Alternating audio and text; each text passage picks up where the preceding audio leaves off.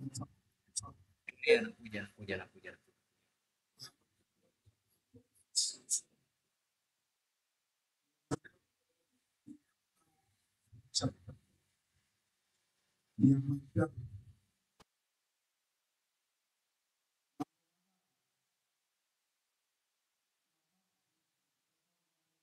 Cheza nao HDMI kama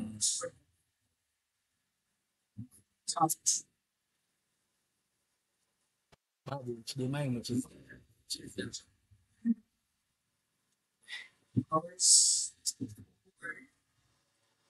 Yes. HDMI.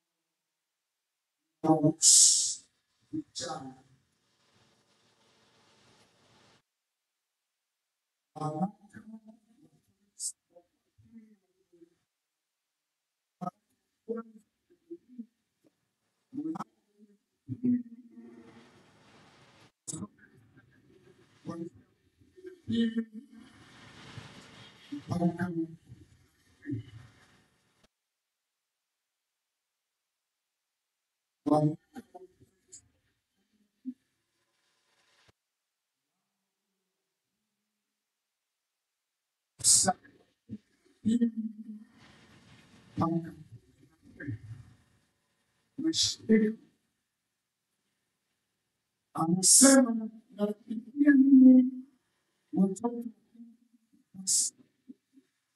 mess.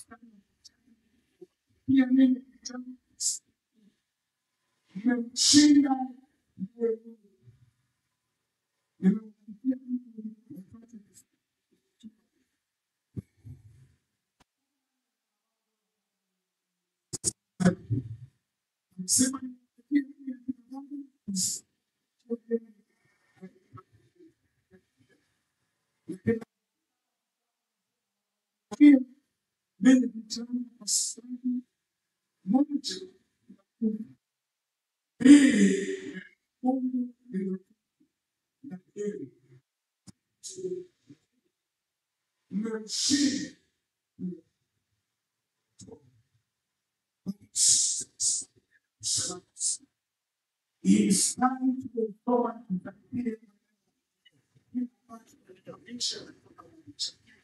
something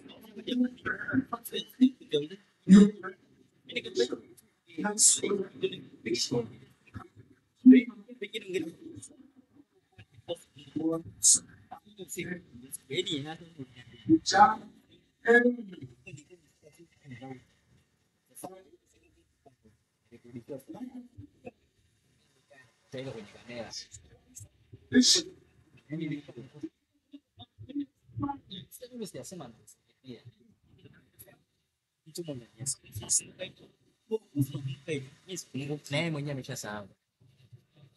James. Ndio. Endelea kusahau.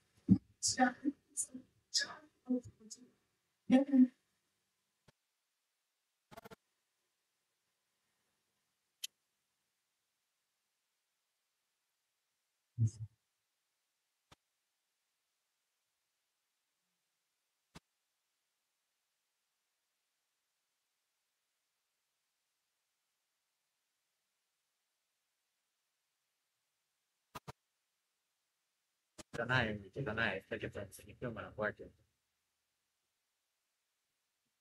Dogo.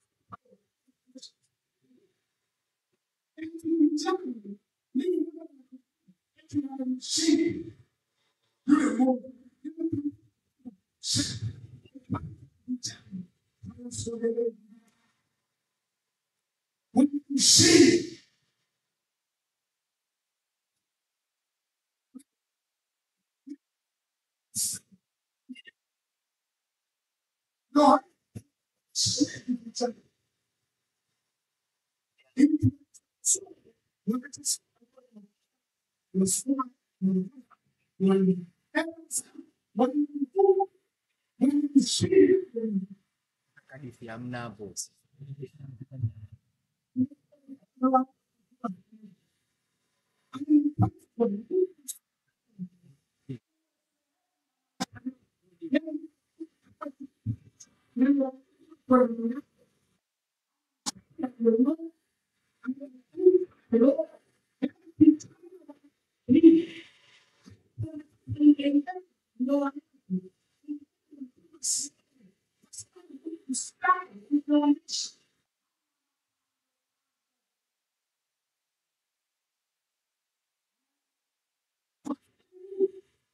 Nini ambacho nahitaji? Nini ambacho nahitaji?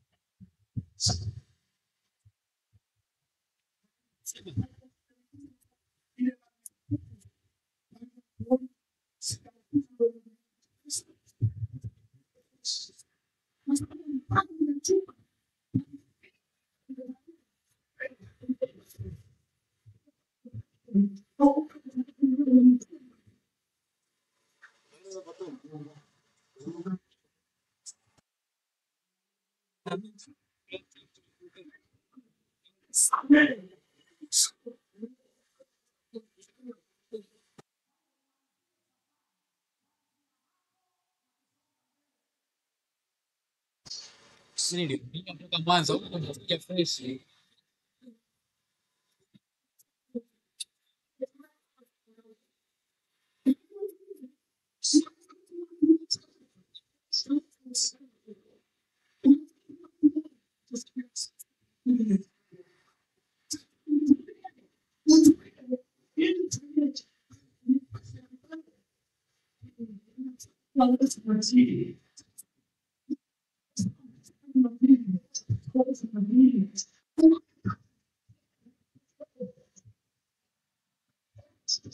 Ukiwa sawa,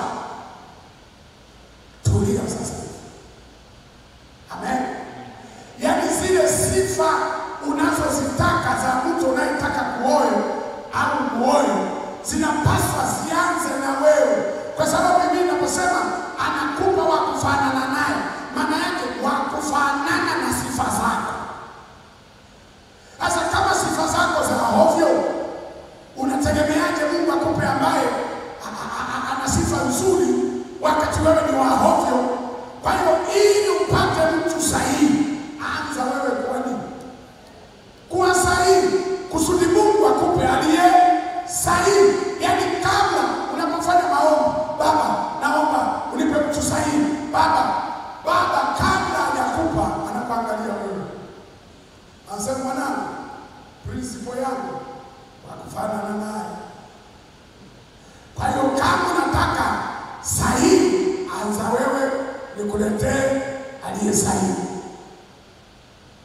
Sasa mara nyingi vijana wengi hii tendo ili la utakatifu wanalipuuzia, halafu wanategemea wataingia kwenye ndoa wakiwa salama. Kwa hiyo nikwambie ukweli, unataka kuingia kwenye future yako ya ndoa yako ya future yako ukiwa salama, maisha haya ya utakatifu yawe sehemu ya maisha yako.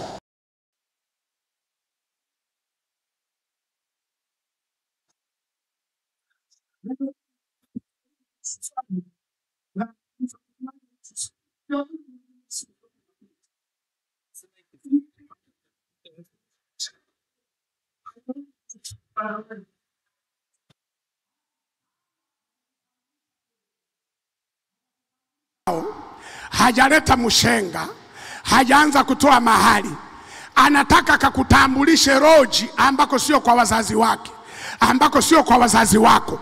Huyo mkimbie kama ukoma. Ameshakupa taarifa yeye ni maraya, na hata takapokuoa unajua naolewa na maraya, kwa sababu yani haja kuoa, anaomba vya kuomba. Sasa unamuuliza, kwani wewe ulikuwa unanitafuta ili upate uwanja wa mazoezi? Hapana. Ulikuwa unatafuta nini? Natafuta mke. Si ndio mimi hapa sasa? Sasa kwa kuwa wewe ni mke mtarajiwa, mazoezi tuanze. Sasa uliwahi kuona wapi timu inashiriki ligi bila kusajiliwa? Yani uliwahi kuona wapi timu inaenda kushiriki ligi daraja wakati haijapanda daraja? Sasa wewe, yani wewe unaendaje wakati rais anaitwa nani yule rais wa TFF Karia hakujui? Unaomba na wewe upangwe kwenye ratiba ucheze na Yanga na Simba na nani? Katimu kamchangani. Kwa nini? Mimi unatafuta mechi za mazoezi au? Sasa si tuna mpango wa kuoa. Nioe sasa kama unataka, si unioe sasa. Unajua nilikuwa nawaambia wasichana, nilikuwa nafundisha huko Australia huko. Nikawaambia kama mabinti wote mungeweka kikao, museme kuanzia leo tunanunua makufuri, tunapeleka funguo kwa wachungaji. Ambaye anataka kufungua milango yetu akaongea na mchungaji ampe ufunguo. Unajua mabinti, mungeolewa faster, mungeolewa sana, maana hawa jamaa wangekosa kwa kwenda.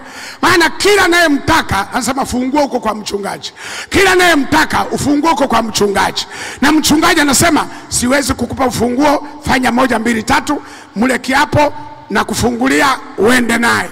Hivi haiwezekani. Nakwambia vijana wangeoa. Leo nyie ndio mnaowachelewesha hawa vijana. Wanaoaje? Wanachokitaka wanakipata. Sasa wana haraka gani? Ndio maana unamuuliza kijana utaoa lini? Bado najipanga. Bado sina haraka.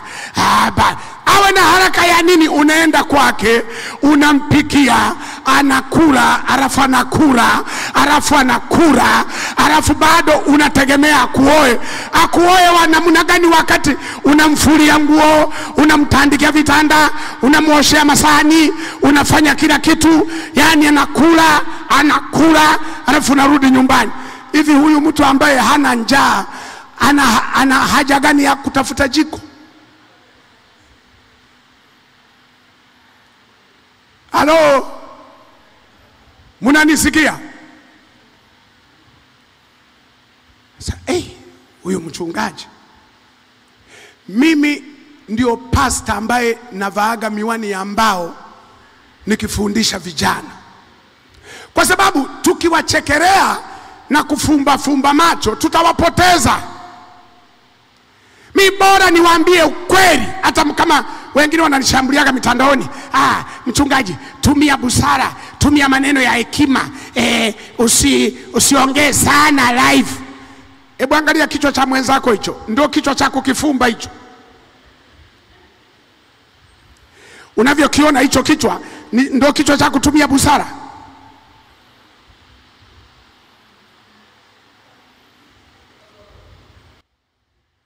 Hebu niambie, angalia hicho kichwa ulichokaa naye karibu hapo. Hicho kichwa kinahitaji busara. Hicho kichwa kinatakiwa nyundo.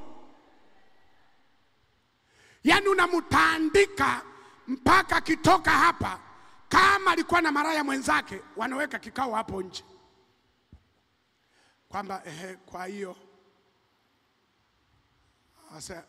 sasa mchungaji, kwa tutafanyaje? Tuendelee na umalaya au ndio tunaachana leo? Kwa hiyo mabinti, ukitaka kujua husband material, picha ya kwanza ambayo unapaswa kuiangalia, utakatifu. Namna ambavyo hofu ya Mungu imejaa ndani yake. Ukiona hofu ya Mungu haimo ndani yake, huyo mtu ni hatari kwa afya ya ndoa yako ya baadaye. Hasa leo mabinti wengi mumelizwa. Unajua bado hamjawajua wanaume. Mwanaume ni kiumbe ambacho, siku moja nilitoa mfano ambao sio mzuri sana. Nilisema mwanaume ni kama mamba, krokodilo. Krokodilo akiwa kwenye mawindo ni bonge la mlokole. Mamba akiwa kwenye mawindo mpole, hata maji atikisi, anaenda wa. Unakuta jicho pale juu linageuka, utafikiri anaimba nyimbo za kuabudu. Pako nasema huyu mnyama ndio anasema anakulaga watu. Mbona ameokoka hivi, ni mtaratibu sana. Wewe sogea. Unaweza hata mpaka ukasema nataka kunawa, nikanyage kwa mamba alafu ninawe kama jiwe. Sogeza mguu. Atakavyo kugawanya, hutajua mguu wako viliungania wapi na utumbo litoka saa ngapi. Yule mpole hivi. Ndivyo walivyo vijana. Vijana wakiwa anatafuta nachotafuta, swaga nyingi. Yuko tayari kutumia gharama zote. Ukisema za kusuka hizo, nataka simu hiyo, nataka viatu hivyo, nataka renti hiyo, nataka nini hivyo. Yaani akitafuta pako nasema mwanaume si huyu. Sogea binti. Atakavyo kugawanya gawanya, alafu baadaye anakuacha kwenye mazingira ambayo hukutarajia. Pako nasema Mungu wangu, hivi ndio yule mwanaume? hata mimba ikitokea hamuna shida. Mimi siwezi kukataa damu yangu. Kukataa damu yako ni dhambi mbaya. Pako nasema huyu hai, unafungua milango na madirisha. Wacha kutandike. Unamwambia baby, surprise. Surprise. Ya nini? Tayari nini? Sizioni nini? Siku zangu. Kwa hiyo nafikiri umaraya wako. Yaani umeona wa kumbambikizia ni mimi. Kutoka kuwa baby unageuka kuwa maraya.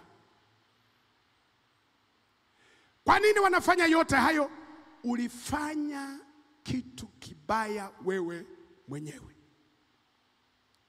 Kwa hiyo sehemu mojawapo ya kipimo cha kumpima mtu mtakatifu anayefaa kuwa husband ni utakatifu. Utakatifu unaojenga hofu ya Mungu ndani yake, anaiogopa dhambi. Amen. Hata wewe kijana unaweza kujua kamama sio kawaifu material. Unamuita ghetto, anakubali kirahisi. Unamuita na sasa nakuja. Unafikira natania, unakuta kweli huyu hapo.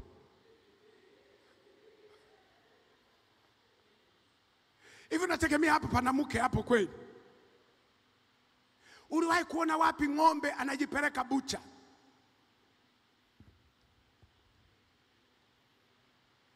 Mpaka na wewe unasema mbuzi amefia kwa muuza supu. Sasa kinachokufa chenyewe si ni kibudu. Sasa wewe unabeba hicho kibudu unaenda nacho wapi? Binti aliyelelewa anakubali kuja kwenye ghetto lako. Alafu nategemea aje awe mama bora wa watoto. Hiyo ni picha. Unaona tu kabisa amekuja kirahisi. Hadi ni yeye, labda amekuja mwenzake awe bodyguard, yuko mwenyewe. Unamuuliza umekuja peke yako? Nataka tuwe huru.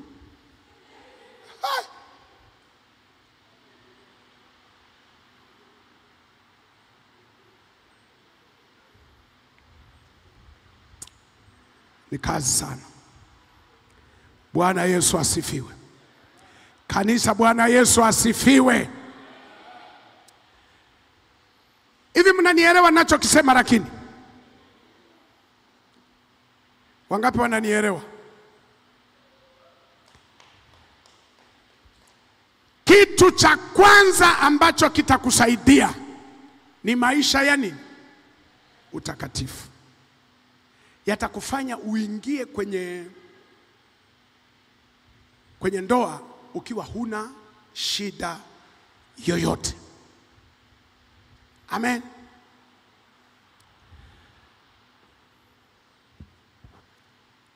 Kwa nini tunasema utakatifu? Unasema mchungaji, kwani sasa kuna shida gani? Ngoja nikwambie.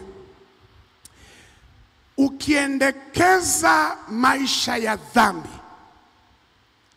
huko mbele yatakugharimu. Ngoja nitoe siri. Unafikiri kwa nini watu wengi walio kwenye ndoa hawana maendeleo? Mtu anafanya kazi, analipwa mshahara, lakini hana maendeleo. Anafanya biashara, haziendi.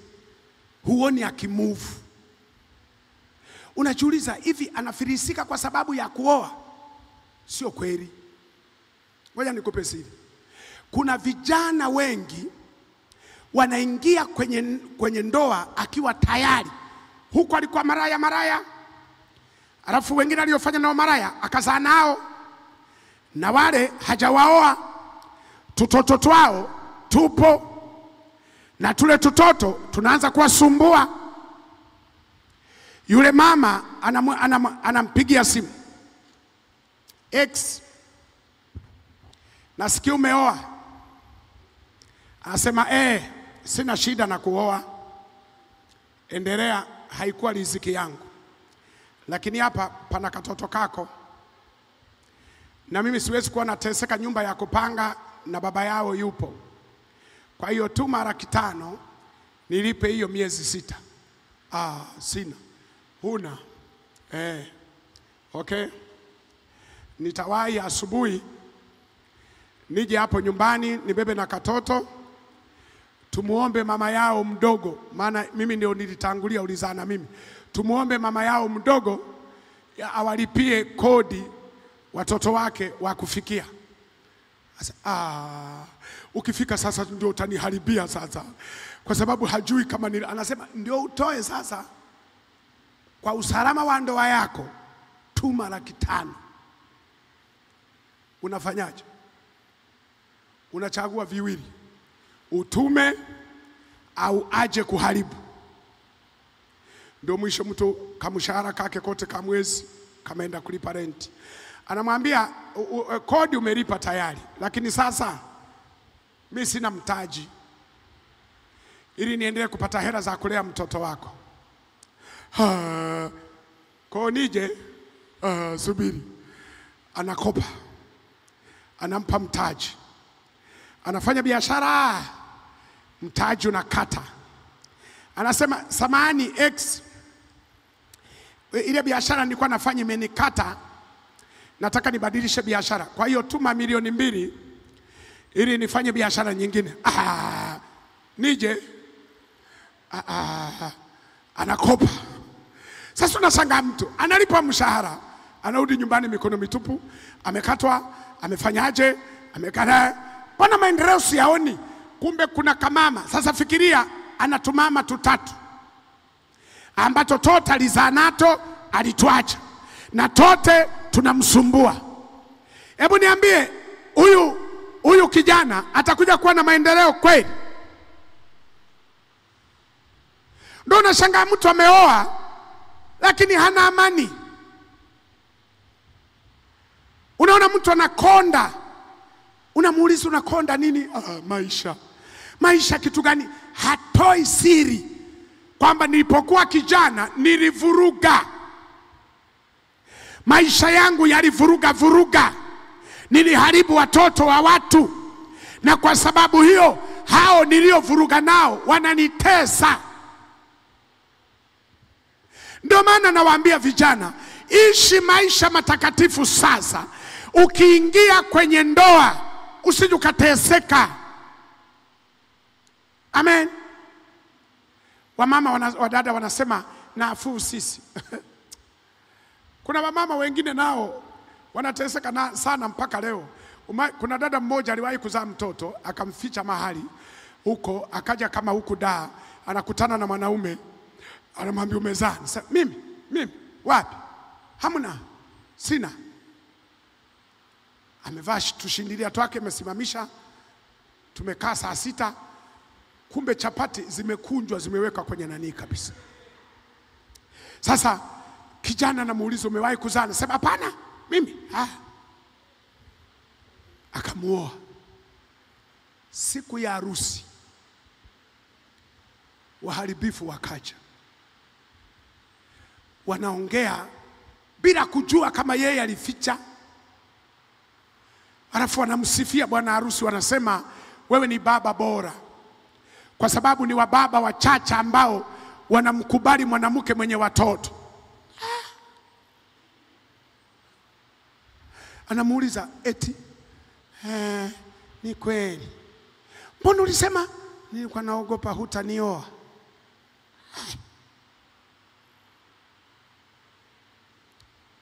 Pana harusi hapo,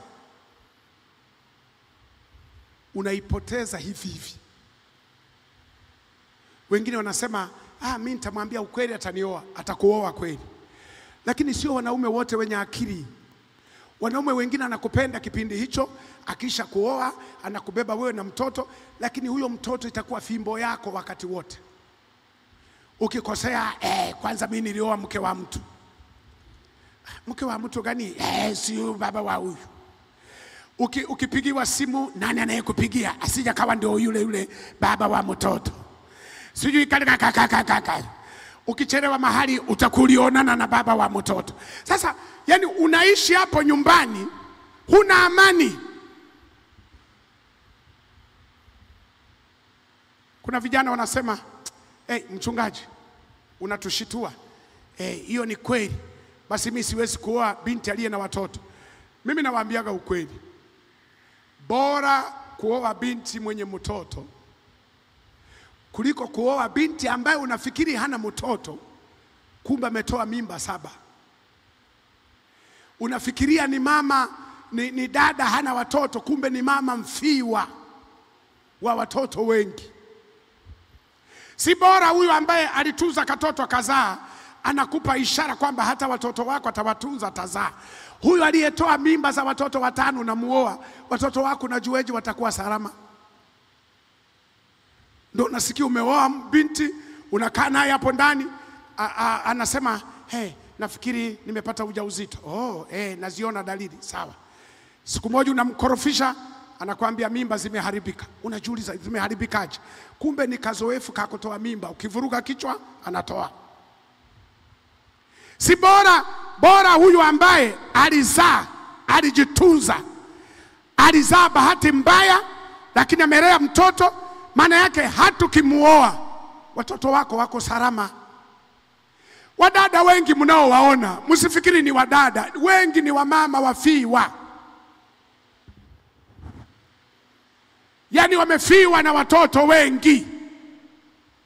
Na wengine hata hapa naongea nasema, mchungaji umejuaje? Mimi mfiwa 3.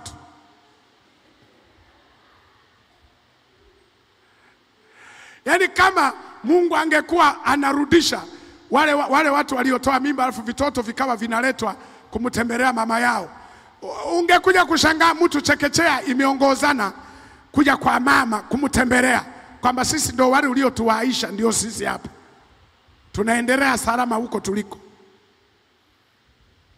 Wadada wangapi? Unajihesabia mwenyewe moyoni. Sasa mchungaji, form 4 moja, nilipokuja shule Mwapili, chuo kikuu sikutaka kusoma na mimba 3. Hata mpaka sasa naogopa kanisa likijua 4. Kwa tuko na watu wanaimba kanisani humu, wanalembua pambio haleluya, kumbe mbinguni watoto wanasema ushindwe na urege.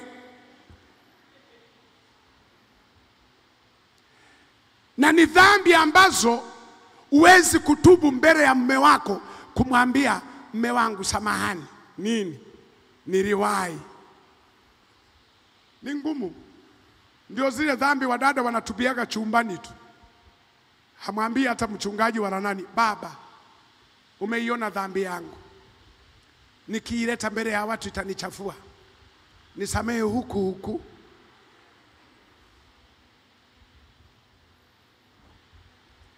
Amen. Maisha na nini? Na utakatifu. Utakatifu utakuwezesha uingie kwenye ndoa huna makando. Na ninawaambiaga siku zote, wengine hamjui uko mbele utakuwa nani. Wengine uko mbele mtakuja kuwa wachungaji, mtakuwa kuja watu maarufu kwenye siasa, mtakuwa kuja watu wakubwa, alafu umezaa uko nje. Unafikiri wale uliozaa watakuacha? Pastor mmoja alikondeana, sadaka zote zinaenda kwa hao. Wanamwambia tu, pastor, tumahera. Sina, tutakuja hapo kanisani. Kanisa watuchangie waumini wao wasiteseke. Na bahati mbaya tutoto twa uwizi una copy na kupaste. Kiasi kwamba kakiletwa kanisani, kanisa rote watasema tu pastor, huyu ni mwana Sunday. Utafanyaje? Amen. Sasa alikaa kavumilia, akaona hii tabu sana hii. Akasema mimi nafanyaje? Akasema kanisa litanishinda, huduma itanishinda, inawezekana na mke naye akakimbia, lakini ni bora nipate amani ya moyo kuliko kuteseka. Akamuita mke wake siku moja, akamwambia twende hotelini. Wakaenda hoteli, wakaagiza chakula, wamekula, wamefika nusu. Akamwambia mke wangu, nikwambie ukweli, kilicho kufanya tuje hapa, nimekuja kutengeneza. Umewahi kusikia wimbo wa Bahati Bukuku? Nataka kutengeneza na Bwana. Kwa akasema na mimi nataka kutengeneza. Wakasema nini? Akasema samahani, kuna dhambi inanitafuna. Dhambi gani? Nilipokuwa kijana, nili. Kwa hiyo sasa yule mama ananisumbua kila siku, anaomba hela, na anasema usiponipa nitakuja kumwambia mama mchungaji, na mimi navyokufahamu ulivyo na wivu na nini, utaniacha. Kwa nikawa nalipa hela, lakini sasa nimeona mwisho sasa nanifilisi. Nimeona bora tu nikwambie ukweli, kama utanikubali kunisamehe, nisamehe. Ukiamua kwenda uende, lakini mimi niwe na amani. Kwa hivi nakwambia hivi, nataka niandike barua, nimwandikie askofu waniondoe uchungaji. Mama akamwambia, ulifanya kweli? Mama kazila na chakula, akarudi nyumbani. Fika nyumbani, mama haongei chochote. Baba namuuliza, kwa hiyo anasema nini? Uniache. Walikaa kama mwezi hawaongei. Baba alianza kupata tabu, anabadilika rangi. Mama akasema hapa nitamuua. Akasema sasa nafanyaje? Akamuita, akamwambia mume wangu, tangu siku ile uliposema nilikusamehe. Nilijua ilikuwa bahati mbaya, ila nilikuacha uteseke kidogo. Sasa nimeona huu mwezi umeteseka yatosha, umebadilika mpaka rangi. Sawa, nimekusamehe. Wakasameheana, wakaenda kwa askofu. Askofu akasema lakini si ulifanya kabla? Akasema ndio, lakini walikuwa wananitesa yule. Akasema Yesu alikusamehe, endelea na kazi. Lakini huyu alimpata mama muelewa, alimpata askofu muelewa. Hivi hebu angalia huyo binti uliyekaa naye karibu, maana kana wivu kabla hakajaolewa. Hebu niambie, huyo binti angekuwa ni yeye unavyomuona, angesamehe? Maana hata hivi nasimulia, kuna kabinti kamechukia kabisa, yaani mimi.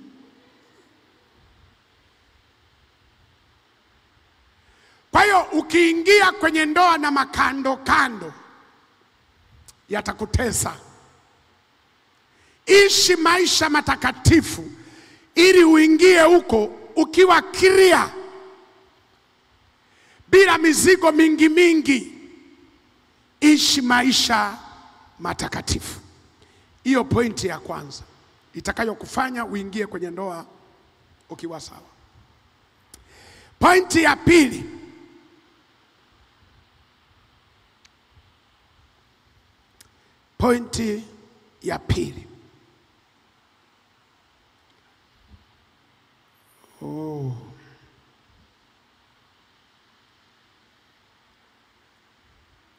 uko tayari?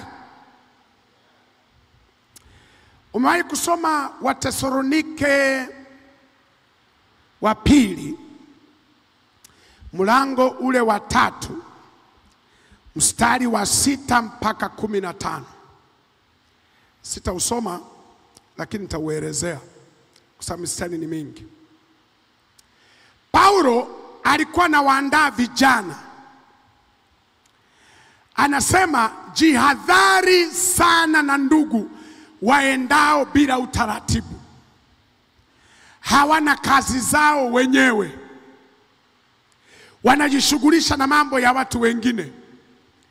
Alienda mbali zaidi, anasema tena uambie asiyefanya kazi na asifanye nini? Na asile. Maana yake Paulo anahamasisha vijana wawe wa kuchapa kazi,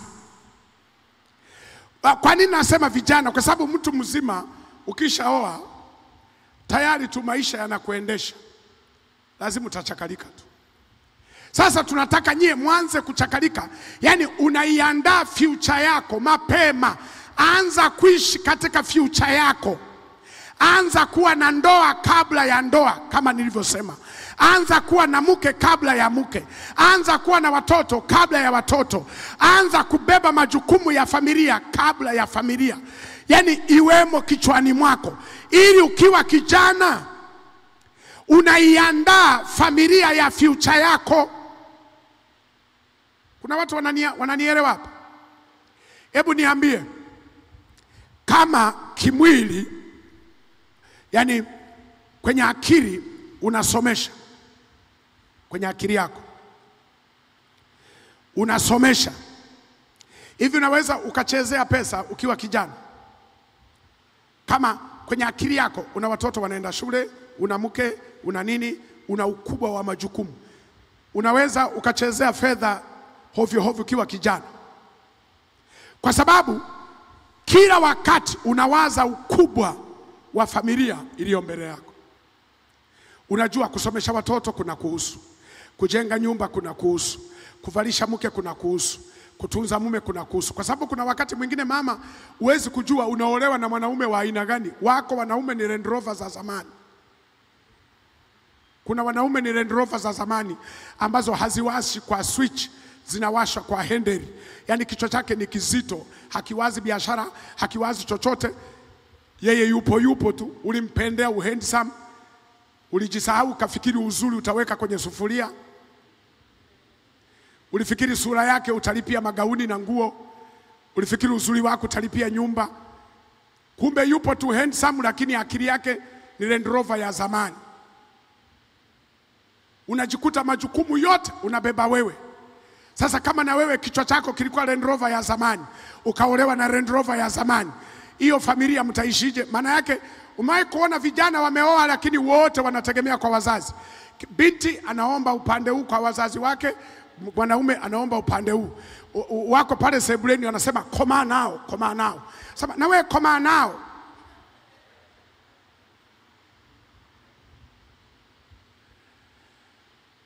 Kwa sababu gani?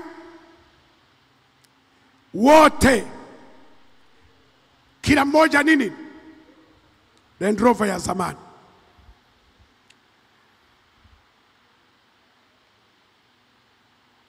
Unanielewa? Sasa aliwaambia kila mmoja afanye kazi. Kila mmoja afanye kazi. Kazi, kwa sababu ndoa ni kituo cha matumizi ya fedha. Yaani ukisikia watu wameoana, wameingia kwenye kituo cha nini? Cha matumizi ya fedha. Maana hapo hayakwepeki. Unajua ukiwa kijana unaweza ukakwepa matumizi. Unawapanga wa Kristo unaowafahamu. Mchana unamtembelea Chacha, usiku unamtembelea Wangwe, kesho unamtembelea Nyanani, kesho kutwa Nyamhunge. Siku inayokuja unawapanga foreign. Unajua kuna vijana wana timetable. Mchana yupo kwa mchungaji, jioni yuko kwa mtumishi, asubuhi chai kwa mama fulani, mchana kwa mama. Yani ana timetable ili wasimchoke. Anakwepa gharama. Lakini ukishaoa kuna timetable tena. Lazima jiko lako lichangamke. Sasa linachangamkaje wakati huna cha kupika? Ulianzisha vita ambayo huiwezi. Amen. Unanisikia? La pili, lazima uchape kazi. Unapofanya kazi unakuwa na future kwenye kichwa chako. Jambo la tatu, ili niruhusu maswali. Mmeandika maswali? au bado? Nataka niwe na muda mzuri wa maswali. La tatu, control feelings zako kwa habari ya mapenzi au mahusiano. Vijana ndio watu ambao feelings za mahusiano na manini ziko juu sana. Lakini ukisoma kitabu cha Wimbo Ulio Bora, mlango ule wa 3,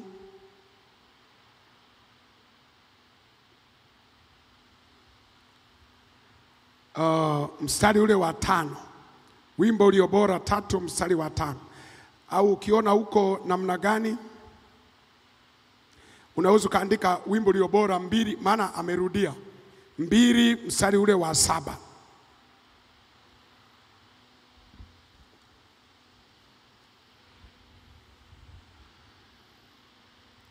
Huyu anasema hivi,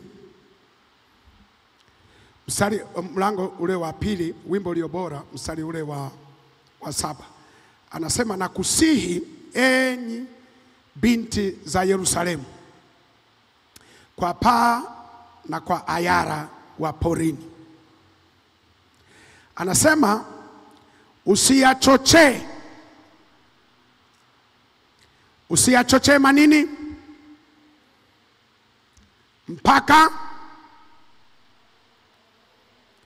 hata yatakapofanyaje? Usiyachochee mapenzi wala kuyafanyaje? Kuyaamsha hata yatakapoona vema yenyewe. Ni mstari mgumu kidogo. Kwa nini anawasihi mabinti wa Yerusalemu? Kwa nini anawafananisha na wale swara na wale wanyama wa porini?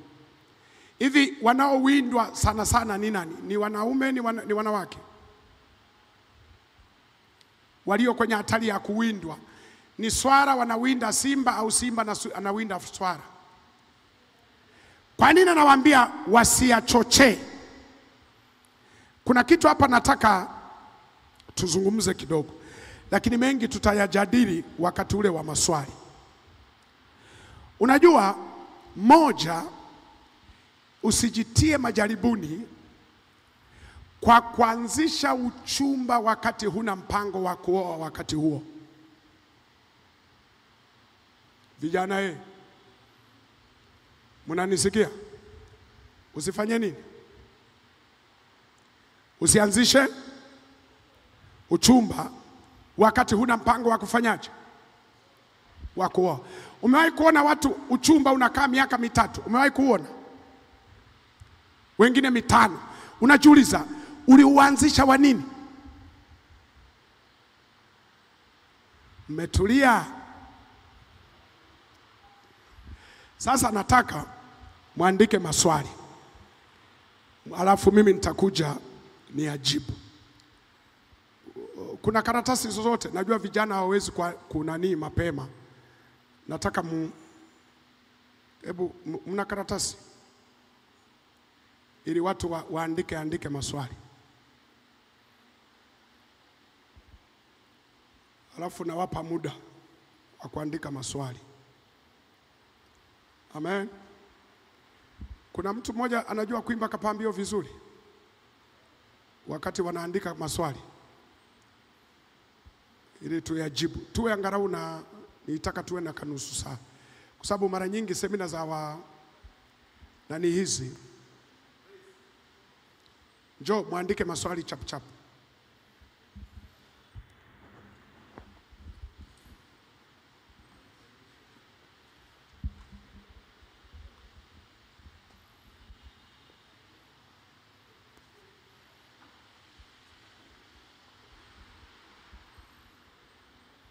Andikeni maswali, yatengenezeni kichwani, yahamishie kwenye karatasi.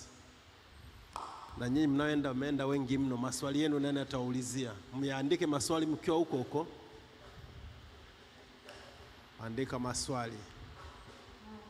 Kuna maswali huwa mnajiuliza hayana majibu, andikeni. Na kuna mengine huwa mnatengeneza majibu by assumption, mnadhani majibu ndio hayo, kumbe sio hayo. Andikeni. na mengine ni vile mnavyosoma Biblia na namna mnavyoitafsiri. Biblia inasema peaneni msinyimane. Ndio? Peane nini na msinyimane nini? Kwa hiyo andaa maswali vizuri, alafu tuone. Praise.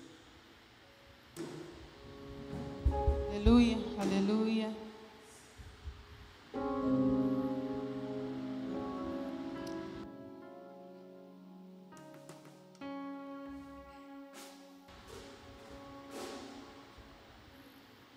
Ninamjua aliye mwamba, aliyeniokoa, ni Bwana Yesu. Come on team, ninamjua aliye mwamba.